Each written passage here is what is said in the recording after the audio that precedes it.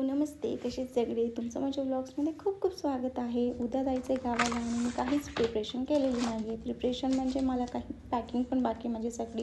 मला काय काय न्यायचं आहे, काय काय नाही न्यायचं आहे, ते सगळं बाकी माझं. तर मी तेच बघत होते. मी सगळ्या ज्वेलरी काढून घेतल्या, काय काय मला तिकडं मेकअप प्रोडक्ट घेऊन जायचे, कपडे काय काय घेऊन जायचे, मी ते सगळं आजच काढत होती.